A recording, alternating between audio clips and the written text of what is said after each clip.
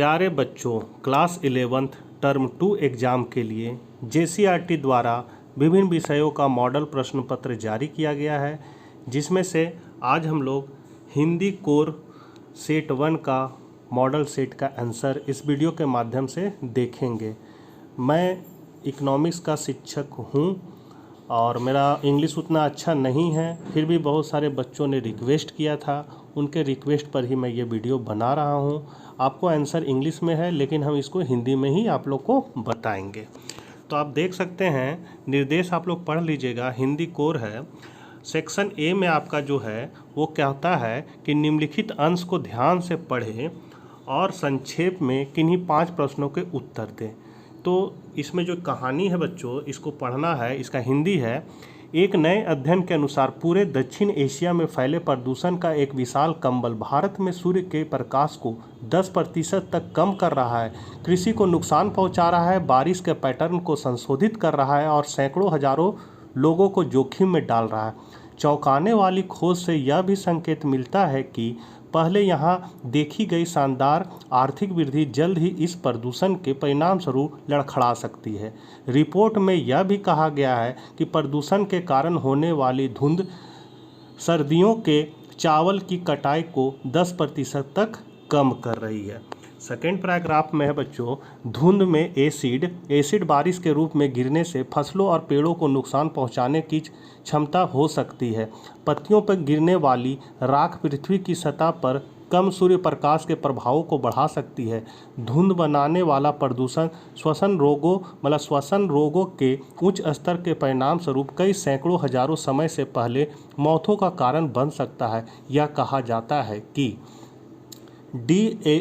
DLC Mumbai, Ahmedabad और कोलकाता सहित भारत के 7 शहरों के परिणामों का अनुमान है कि वायु प्रदूषण 1990 के दशक की शुरुआत में 24,000 समय से पहले होने वाली मौतों के लिए सालाना जिम्मेदार था।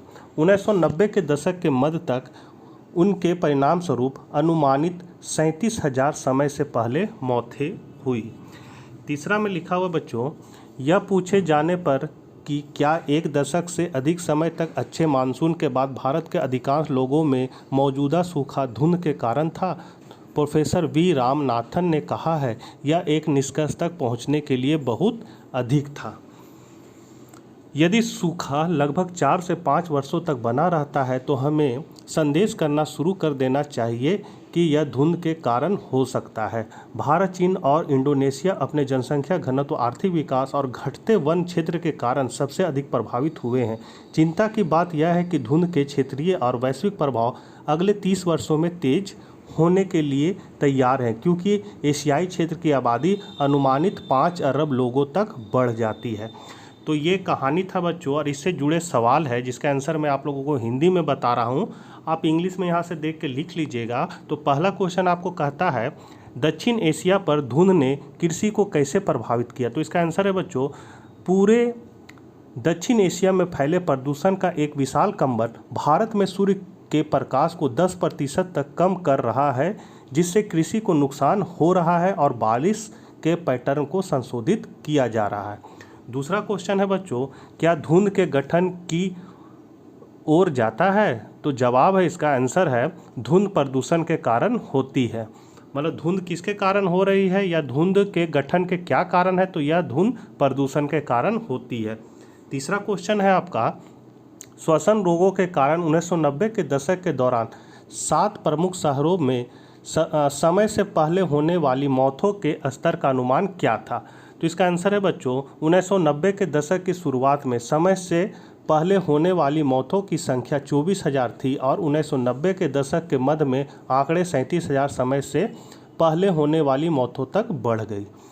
चौथा नंबर का क्वेश्चन है बच्चों, प्रोफेसर V रामनाथन ने भारत के अधिकांश हिस्सों में वर्तमान सूखे पर धुंध के प्रभाव के बारे में क्या कहा है। तो आंसर है, उन्होंने कहा है कि अगर सूखा लगभग 4 से 5 वर्षों के लिए टिका रहता तो हमें संदेश करना शुरू कर देना चाहिए कि यह धुंध के कारण होता है। 5वां नंबर क्वेश्चन है, कौन से देश धुंध से सबसे अधिक प्रभावित होते हैं और क्यों। तो भारत, चीन और इंडोनेशिया अपने उच्च जनसंख्या घनत्व के कारण सबसे अधिक प्रभावित देश है। 6ठा नंबर क्वेश्चन है, अगले 30 वर्षों में एशिया के लिए समग्र चिंता क्यों है? तो ऐसा इसलिए है क्योंकि एशियाई क्षेत्रों की आबादी 5 बिलियन लोगों तक बढ़ सकती है।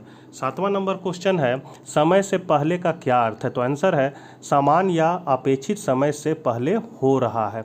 अब सेक्शन बी में है, निम्नलिखित प्रश्नों में से किन्हीं दो को बनाना है आपको और 100 से अधिक शब्दों में आंसर देना है। तो 8वां नंबर क्वेश्चन है कि द टाइम्स ऑफ इंडिया नई दिल्ली के संपादक को एक पत्र लिखें जिसमें भारत में अंग्रेजी बोलने को बढ़ावा देने की आवश्यकता पर अपने विचार दिए गए हैं और ताकि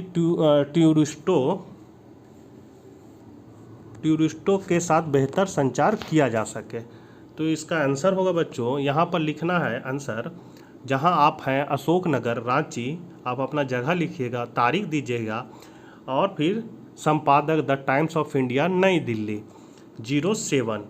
सब्जेक्ट मतलब विषय है पर्यटकों के साथ बेहतर संचार के लिए भारत में अंग्रेजी बोलने को बढ़ावा देने की आवश्यकता के बारे में।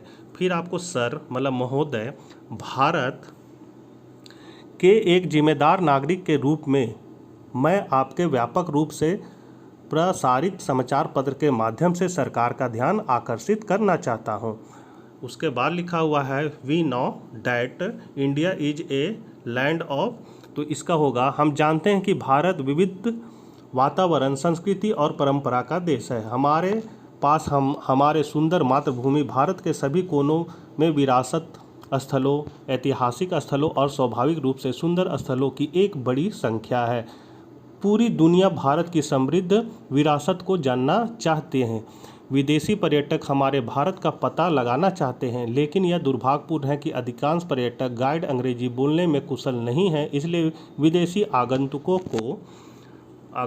को भारत का पता लगाना मुश्किल लगता है। सरकार को ध्यान केंद्रित करना चाहिए कि लोगों की एक अच्छी संख्या धारा प्रवाह अंग्रेजी बोले और समझ सकती है, जो केवल विदेशी पर्यटक को हमारे देश को समझने में मदद कर सकती है, उन्हें अपनी समस्याओं में मार्गदर्शन कर सकती है और सभी को पूरा सहयोग भी कर सकती है।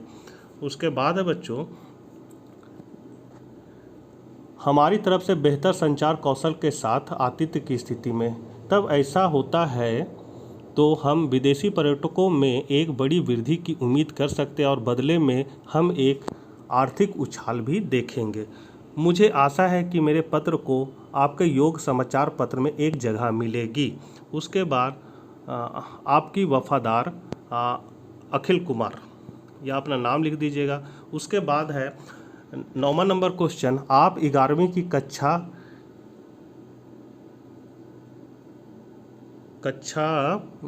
के फॉन्ट पर स्कूल लाइब्रेरी, आप 11वीं कक्षा के हैं छात्र हैं। आपको स्कूल की लाइब्रेरी में एक पर्स मिला।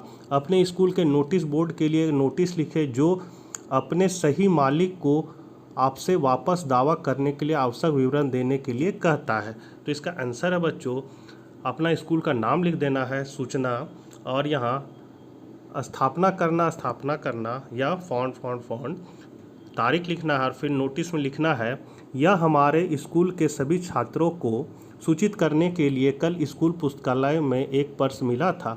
छात्र कर्मचारी जिसने भी इसे खो दिया है वह अधोहस्ताक्षरी से संपर्क कर सकता है और पर्स के बारे में अपनी आवश्यक विवरण देने के बाद इसे अधोहस्ताक्षरी द्वारा पुनः प्राप्त किया जा सकता है। राजकुमार, मानक 11, रोल नंबर अपना लिखना है और कला संकाय में है, आप आर्ट सेक्शन में है, वो लिख देना। 10वां नंबर क्वेश्चन है, भारत में बेरोजगारी की समस्या विषय पर एक समाचार पत्र के लिए एक लेख लिखें। आप नयन या नमिता हैं, तो इसका हम लिखेंगे बेरोजगारी नमिता कुमारी द्वारा। तो भारत में बेरोजगारी की दर 1990 के दशक के बाद सबसे खराब है। अधिकांश क्षेत्र दुर्घटनाग्रस्त हो गए हैं और स्नातकों की एक बड़ी आबादी बेरोजगार है। ऐसा लगता है कि सरकार के पास वादों की सभी शॉर्ट्स है, माने अभी वादों की शॉर्ट्स है, लेकिन उच्च शिक्षित भारतीय छात्रों को रोजगार देने के लिए कोई भी मतलब क्या बोल सकते हैं, वादा नहीं कर रहा है सरकार। प्रधानमंत्री ने वादा किया था कि हर साल 2 करोड़ लोगों को रोजगार देंगे, लेकिन वह हर साल 10 लाख से आंकड़े तक भी नहीं पहुंच सके। एक स्थिर अर्थव्यवस्था के लिए बहुत महत्वपूर्ण है कि अधिकांश लोगों को नौकरी मिले और वे भारत के सकल घरेलू उत्पाद में योगदान कर सके। जब लोग शिक्षित लेकिन बेरोजगार होते हैं तो वह देश में विभिन्न दुष्प्रभाव लाता है। निराश युवक अपराध के रास्ते पर चल सकते हैं या वे बन सकते हैं साइबर अपराधी, अपहरणकर्ता या अन्य सॉर्ट्स के अपराध कर सकते हैं। यदि हम चाहते हैं कि भारत वास्तव में एक विकसित राष्ट्र हो तो हमें यह सुनिश्चित करना होगा कि भारतीय युवा कौशल सीखे और वे अपनी कमाई कर सके। दोनों सरकार मतलब यहाँ केंद्र सरकार और राज्य सरकार को रोजगार प्रदान करना चाहिए और लोगों को स्वरोजगार भी पैदा करना चाहिए, तभी भारत एक आत्मनिर्भर राष्ट्र बन सकता है। अब सेक्शन सी में है, आपको 5 प्रश्न का उत्तर देना है। 11 नंबर क्वेश्चन है, नोटिस क्या करता है या कहता है, दुनिया का सबसे खतरनाक जानवर लूसाका जाइबिया में चिड़ियाघर में एक पिंजरे में दर्शाता है। क्या दर्शाता है? तो लूसाका के चिड़ियाघर में एक पिंजरे में दुनिया का सबसे खतरनाक जानवर नोटिस स्पष्ट रूप से दर्शाता है कि हम मनुष्य ग्रह पर मौजूद सभी प्रजातियों में से सबसे खतरनाक है। हमने अधिकांश पारिस्थितिक तंत्र को नष्ट कर दिया है और वनों की कटाई, शिकार और प्रदूषण के कारण कई जानवर विलुप्त होने के कगार पर है, जो हमने ग्रह के चेहरे पर लाया है। 12 नंबर क्वेश्चन है, श्री कॉकर हैरिस कौन है, वह अन्य गुरुओं से अलग कैसे था? तो इसका आंसर है बच्चों, श्री कॉकर हैरिस टेप्लो के स्कूल में भाषा शिक्षक थे। अन्य स्कूलों के विपरीत वह बहुत सख्त था। उसने सख्त अनुशासन का पालन किया और कुछ शिक्षकों की तरह दुखी नहीं था। फिर है 13 नंबर क्वेश्चन, कहता है कि लेखक का शीर्षक सिल्क रोड क्यों रखा गया है? तो लेखक का शीर्षक सिल्क रोड है। हम जानते हैं कि ऐतिहासिक समय में सिल्क रोड यूरोपीय लोगों के बीच बहुत प्रसिद्ध था। यहाँ भी कथावाचक पश्चिमी का है और वह कैलाश पर्वत की यात्रा कर रहा है, इसलिए शीर्षक उचित है। 14 नंबर क्वेश्चन है, कविता पिताजी ओ बेटा एक विशेष रूप में व्यक्तिगत अनुभव की बात करते हैं या काफ़ी सार्वभौमिक है? तो इसका आंसर है बच्चों, पिता से पुत्र कविता विशेष रूप से व्यक्तिगत अनुभव नहीं, वह काफ़ी सार्वभौमिक है। चूँकि अधिकांश किशोर बेटे अपने पिता के साथ दूरी बनाए रखते हैं और जनरेशन गैप के कारण पिता और पुत्र दोनों को एक दूसरे को समझने में मुश्किल होती है। 15 नंबर क्वेश्चन है, कविता के अनुसार बचपन बड़े होने की प्रक्रिया में क्या शामिल है? तो कविता बताती है कि बड़े होने की प्रक्रिया में 3 महत्वपूर्ण चरण होते हैं। पहला तर्कसंगत बनना, दूसरा हमारे व्यक्तित्व को समझना और तीसरा वयस्कों की दुनिया के पाखंड को समझना। 16 नंबर क्वेश्चन कहता है, आइंस्टीन ने क्यों कहा, मैं सीखने की तारीखों से कोई बिंदु नहीं देख सकता? तो इसका आंसर है बच्चों 16 नंबर का, अल्बर्ट आइंस्टीन कहते हैं, मैं किसी भी बिंदु से सीखने की तारीखों को नहीं देख सकता। ऐसा इसलिए है क्योंकि उनका मानना था कि विचार तथ्यों की तुलना में महत्वपूर्ण है। हम पुस्तकों से तथ्यों को कभी भी एकत्र कर सकते हैं जब हमें आवश्यकता होती है, लेकिन विचारों को एक अच्छा शिक्षार्थी बनने के लिए योनि में विकसित किया जाना चाहिए। 17 नंबर क्वेश्चन है, डॉक्टर एंड्रूज कौन थे, वह कहाँ काम करते थे? तो एंड्रूज मैनसन एक नवनियुक्त डॉक्टर हैं। उन्होंने बेवलेनी के छोटे वेल्स खनन शहर में काम किया। एक मृत बच्चे के जीवन को बचाने का उनका प्रयास चमत्कारी था। ग्रुप डी का 18 नंबर क्वेश्चन है, डॉक्टर एंड्रूज बच्चे को पुनर्जीवित करने में कैसे सफल रहा? तो इसका आंसर है बच्चों, जो मार्गन का शिशु अभी भी पैदा हुआ था और उसकी पत्नी भी गायब हो रही थी,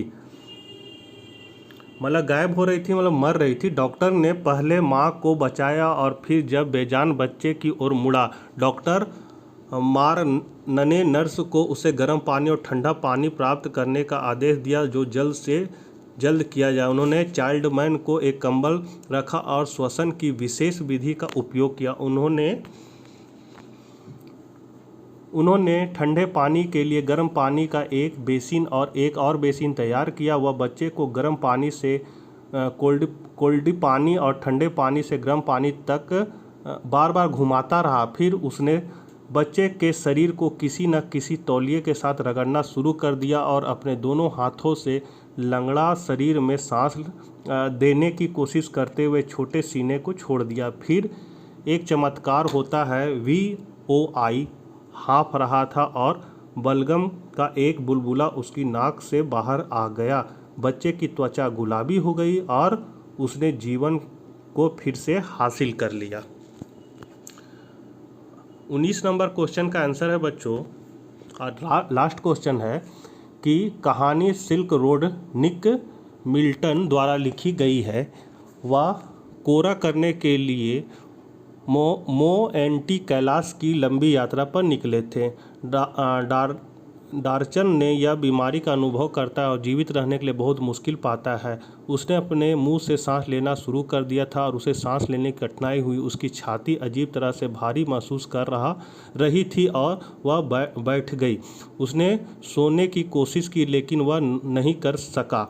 उसके अंदर एक छोटे लड़के कह रहे थे कि अगर वह सो गया तो वह फिर कभी नहीं जाग सकता है, इसलिए वह जागता रहा रात भर। अगली सुबह उसे मेडिकल कॉलेज ले जाया गया। डॉक्टर ने उसे तिब्बती दवा दी और फिर वह अच्छा महसूस करने लगा। नेक्स्ट नाइट वह अच्छी तरह से सोया, मतलब नेक्स्ट रात, मतलब अगली रात को वह अच्छा से सोया।